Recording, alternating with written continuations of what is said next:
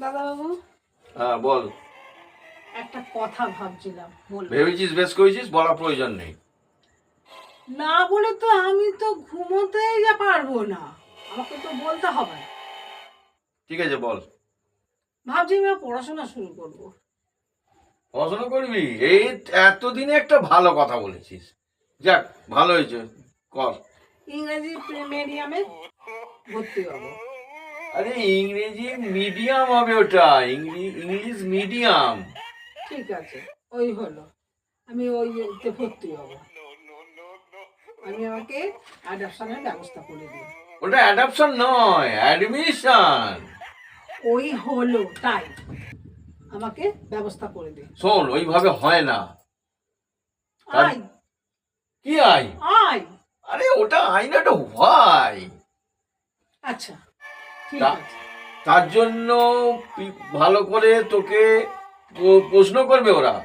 তার প্রশ্নগুলো তোকে ইংলিশে দিতে হবে, তুই দিতে পারবি? আমি যদি জানবো তাহলে আমি স্কুলে ভর্তি হব কেন? আমি তো জানি না বলেই তো ভর্তি হব না। এটা একটা তুই ঠিক কথা বলেছিস। ঠিক আছে। এর কোশ্চেন অ্যান্ড কোশ্চেন মি। দাদা বাবু, গরিব বলে আমার ইংরাজি নিয়ে হাসছেন। আরে না রে বাবা, না, এইভাবে হয় না, জানিস। তাহলে আপনি আমাকে বলেন কি করতে হবে। আরে 7 দিন সময় নিতে হবে, তোকে ভালো করে প্র্যাকটিস করতে হবে, পড়াশোনা করতে হবে। যাই রেশনে পেপে নিতে। আরে পেঁপে, রেশনের কার্ড পেঁপে দিচ্ছে নাকি? আরে পরীক্ষা 7 দিন বাকি, আমাকে রেশনে পেপে নিতে হবে না? আরে প্রিপারেশন, ওটা প্রিপারেশন হবে। ওই হলো।